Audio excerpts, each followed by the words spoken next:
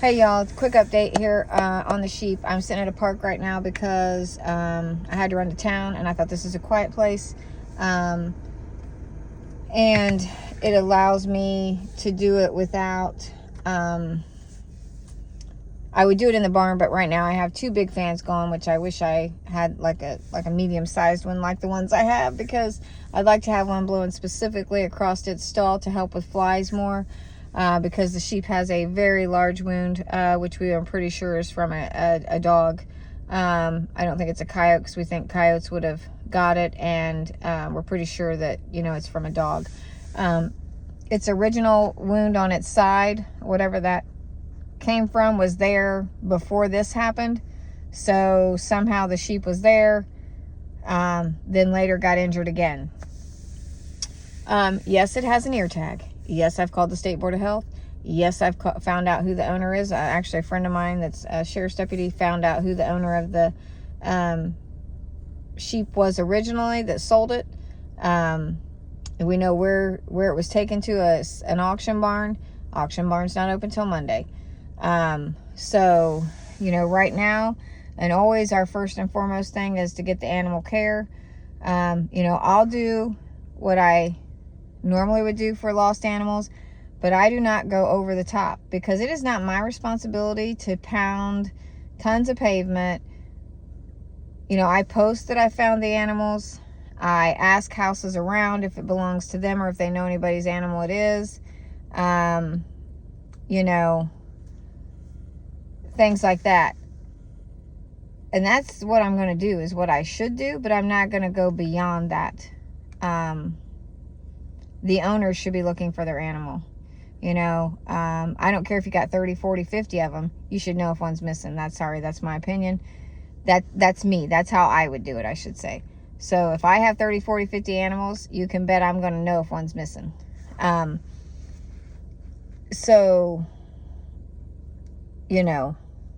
how I feel about that. That's my opinion, and that's what I believe. If you have animals, you're there to take care of them. You take care of them appropriately for whatever reason you have the animal. So, hubby had messaged me at like 7 o'clock in the morning yesterday, and I'm always up by about 6:30 at the latest, no matter if I go to bed at 3 or 4 or 5 in the morning, because Maverick is your alarm clock every day. And believe it or not, he does not have a snooze button. Maverick does not believe in the snooze button. So I was up already starting to take care of everything, had a lot done. So I went over early in the morning. He said he saw this sheep by the side of the road in the ditch, and it looked like it was in rough shape. So he thought maybe somebody dumped it or something. And we still don't know how it got there. I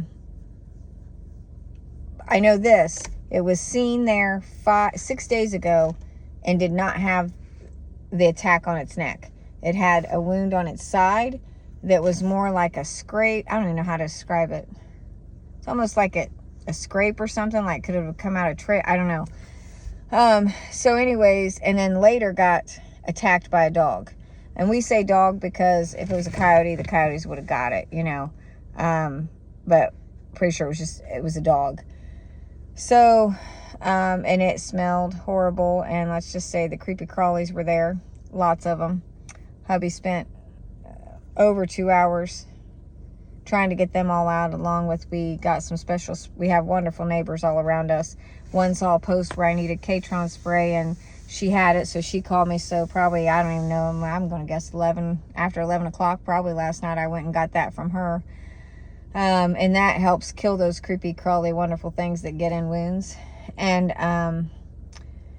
then our neighbors came over, and they helped shear the wound down, flush it. They were helping do everything. I went to town and got some more supplies and stuff. I had spent most of the morning. So after he tells me that the sheep's there, I go over, I see the sheep. I get it to come out. I get it to start to eat a little bit of a grain I had, and then realize that the grain I had, I can't feed it. I mean, the little few bites that he had there weren't going to hurt him. Because it was very, very minimal. I didn't even have it covering the bottom of the bowl. So I took it away, and later in the day, the hubby had a doctor's appointment. I had him pick up some sheep grain that was good for sheep. a sweet feed that's good, you know, healthy for sheep, because sheep, copper is toxic to them. So with the sweet feed we had copper sulfate in it, so couldn't give him that. So he got me some more that I could give it. So it would come in and out of the corn. I basically sat on the road. If it would go in the corn, I would belly crawl down the ditch and make sure I knew where it was at. I had one person say they were going to stop and help and come back in 10 minutes. And, you know, after 2 hours, I assumed that she's not coming back. Like, she lived right down the road from my understanding. I'm like, you could just come back and told me you weren't coming back with any help. But anyways, some other ladies came. They went and got a couple, their husbands, and the goat got pushed in a little, and or the sheep got pushed in a little, so just backed off. Didn't want to be going through the corn for it. So we're in the ditch still and back there, and I had them leave, and I stayed there because it was coming out pretty frequently with just me there, just to see if it would come out. Wouldn't come out. Left, took care of my animals, came back, left again, took care of animals. That time I waited because hubby was going to be driving by because he works on that road. So he drove by, said he didn't see it. So I waited a little while, went over again, decided I was going to drive around the block. I don't know, I think I was there like a total of 4 times yesterday. And the first time I was there for hours. So I went back the last time. I was like, okay, I'll go ahead and drive the block a few times. So I went down, and it happened to be, I stopped at a stop sign, and it's right there. I'm like, oh, it's right there. It did move the way I thought it was going to go, one of 2 ways when it decided it was going to go somewhere. So my goal is never to push them, and you know, just to relax and stay back. So I didn't get out and try to push it. It was out of the corn in the ditch. So I kind of went down and tried to go around it and keep it from going into the corn, but then it kind of started to go a certain way. So I was like, it's not worth it. I'm going back to my car. I was going to call and see if I could get a couple people to come help me. And I'm standing there kind of debating, or I don't even know what I was doing, but this truck starts to go by. This young man's in it, and he's like, hey, you dumping that thing? You catching that thing or dumping it? You know, because it looked odd because the sheep's there. I'm kind of in between my car and it, and I've got a little pan of grain, and you can tell I'm frustrated. So I'm like, oh my God, I got to catch this thing. It wasn't frustrated. It was more like stressed. And he was a young guy, and he said, I mean, yeah, heck, he may still be in high school. It's hard for me to judge people at my age. Somebody thinks whatever age is like, so, you know, kudos to that man. I think his name was Stetson Bennett. Kudos to him for caring if I was dumping an animal or catching it, because so many people don't stop. And there were other people that stopped too, but nobody thought to ask if I, you know, to see, man, is she dumping that animal or is she catching an animal? Because so many people dump animals, and that tells you, like, he knows that so many people are dumping these animals out in the country that, you know, you do need to know, you know, is that person really catching this thing, or they just get caught dumping it, you know? So kudos to him for that. I said, are you fast? He said, yeah. I said, can you help me catch this thing? I said, I have been out here all day pretty much trying to catch it. Like, literally, there's only been a few, maybe an hour and a half, maybe 2 hours the most out of the day that I have been home and not trying to catch this sheep. But it's patience, you know, building a rapport with them, sitting on the ground. And yeah, I do it with dogs, and it worked with it. I mean, it would come out and eat. No worries while I was there. I mean, you know, didn't run from me. So, and, you know, I could be standing there and it would come right back out of that corn right close to where I was at. So, I gave him the slip lead, and it went right in between the first row and the second row of corn. So, and right at the edge of it. So we weren't going to, you know, be traipsing through the farmer's actual cornfield.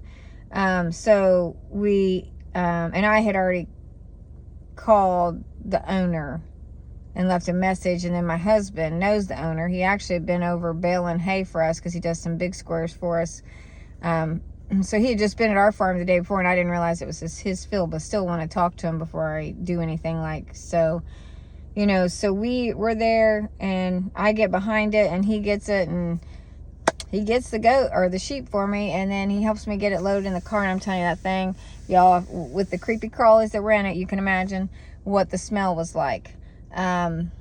So got it home. Hubby knew I wasn't giving up on catching that sheep. It was in rough shape. I was like, we got to get it caught, or it's not. I mean, it's eating, it's drinking, it's moving, you know, all that, but that wound is not good. So, and would attract something to it potentially as well, you know. It's gonna. So got it home. Neighbors came over and helped shear it and like flush it and do everything like that. So, you know, thank goodness for our neighbors. They brought over some supplies and some things that we could use and helped us, and were there for a while helping. And then we had another neighbor see a post I made about needing Catron spray, and she had it, which helps kill those creepy, crawly, lovely things that get in wounds, that there were hundreds to thousands of. And so we got that done. And then, you know, I don't even know what time we got in the house last night. It was after midnight before we were done with stuff. But, so, you know, the wound, it's bad. It's a bad wound. Of course we have it on antibiotics. Of course we do. Flush the wound. Doing everything that we should be doing with the wound. We've, of course, been in contact with vets. We've, of course, you know, are going to do the best that we can do. I had somebody mention something about helping with, you know, donating. I'll be honest with you, as of right now, we do have a few expenses. If I would decide to get another fan so one could blow over it, but I haven't decided on that yet. But it's just hard the way our barn's set up for the two to hit that stall very good, along with getting everybody else fans going. So I don't know. Other than if I do that, right now there's not a lot of expense. Quite honestly, a vet's not been out, so I like to be, you know, bluntly honest. I'm not going to tell you I got a big vet bill for this one if I don't. Basically, we're just, you know, treating it. And we'll contact us, since it's the holiday, and I forgot today was a holiday. I'll contact, you know, the vet tomorrow and tell them, you know, where we're at and what we're doing, and send them some pics if we need to, and then go from there. But right now, the expense isn't a lot, and it would only get more right now. I mean, anything's a lot for us. Just, you know, if you donated now, I'll be honest with you, the dogs and cats are what are breaking the bank at our farm. You know, you figure the dogs, you got to keep them occupied with stuff. They destroy toys, they destroy beds, they go through a boatload of food, treats, vet bills for them, Heartgard, flea and tick. Same thing with cats. You know, they don't destroy their toys, but you got litter, food. But the dogs are by far the most expensive thing we have right now. When it comes to that, you know, our donkey expense, yeah, people may think we do most of our own hay, but sometimes we buy some. But here's the thing, those are our 20 donkeys that we had, 20 of them, 2 of them are rescues. We know that expense is there. We know that there are animals, but we continue to rescue. Like, you know, I'm not going to leave a sheep out there with a wound like that to die a horrible death. I'm not going to do it. I can't do it. You know, even if an animal is past saving point, then it deserves a peaceful way to go, you know. But I think hopefully, unless some kind of something happens, and if the owner's not found, the owner doesn't want it back,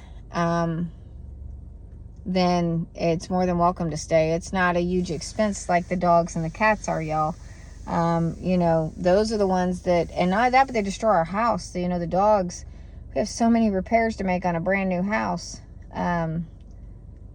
So, you know, that's this, I only hit on the dogs and stuff because I wanted to let you know when somebody mentioned that, like, really, you know, I can't say that the sheep is going to be a huge expense as of right now. Is there going to be some expense, and would there be some expense if I decided to get another fan? Yeah, but I mean, and honestly, I could use another fan. To be honest, I'd prefer have one anyways, but that's a whole nother ballgame. So I like to be honest, and I don't want people to think there's going to be some huge vet bill for this one, because I don't know that there will be. So, you know, I don't want people to think that this thing's, you know, costing us an arm and a leg. It's the dogs that have been there for months, and some may, I don't even know. We're working. I've reached out to some rescues. I'm getting ready to reach out to some more. I think people know that we're taking care of them, and that if they stay there, they're going to be taken care of. I don't know. I don't really know right now what people think. But, and they will be taken care of. But if so, we're going to have to figure out a way, because, you know, again, the dogs and the cats are the most expensive things we have. So, but anyways, we're trying to get better at networking and trying to get ways, but there are so many animals needing homes that it's hard to find homes for some. And you got to figure, you know, Duke's a Great Dane. He eats for two, all that. So he's a more expensive breed when it comes to that kind of stuff. Got to worry about bloat with them. So the two that I really, you know, wanted to focus on, because I feel like they are the two that need the new homes, because they need that, the lifestyles that fit them and their personalities. And then the German Shorthair Pointer, again, maybe a little harder to rehome because of the fact that she's a German Shorthair Pointer. She's a German Shorthair Pointer that was out getting into people's chicken coops and that. She's doesn't like cats. She has that hunt and drive, you know. So two breeds that may not be as easy to rehome for multiple reasons. So, you know, I don't know. But anyways, there's the sheep. So we'll keep you updated on the sheep. We'll find out if it's a boy or a girl. We'll look now that we're, you know, making some headway with it. I think it already feels better. It was just batting at us when we left last night, like, hey, get back here. And then today it came up to me doing that. And so, you know, we'll get plenty of videos of it, but it is hard right now. Unless I cover the wound. The blue stuff was just a spray covering it. We don't have the wound covered unless I cover it at brief instances. Like if I was going to take it out to eat grass, I would probably wrap something loosely around it to keep the flies off of it more, because anytime the donkeys and them go out to the pasture, of course, the flies are worse. So we do have an automatic fly spray thing that I think we're going to hang in its stall. And then if I would, I don't know, decide to put the expense into getting another fan, I may just have to move some stuff around so that that fan can blow. I mean, he doesn't need the fan. I mean, the fans are keeping the barn cool, but if it's a little more blowing directly over the area, then it will help keep the flies. So it's not that he's not staying cooled down by the fans we have. It's that, you know, but which, like I said, I don't know. I may end up doing something about that. So anyways, that's it, y'all. I kind of rambled here at the end, but I'm tired. I'm extremely tired. Yesterday was exhausting to me. The mental stress of not knowing if I'm going to get this thing, and when I didn't see it for hours, like it's intense for me when that kind of stuff happens. And it wears me out, because my heart and my mind are so focused on that it's like it's draining mentally and physically. And because you just know you have to get that thing with that wound soon. So anyways, thank you all for your support and your love. I try to answer questions the best I can, but honestly, I just don't have time a lot of times. So I'm way behind right now, because yesterday I spent pretty much the whole day doing nothing at the house. So, you know, I'm so far behind on chores right now from yesterday to today. But, you know, I do stuff mostly every day, so it won't be too bad. But anyways, thank you.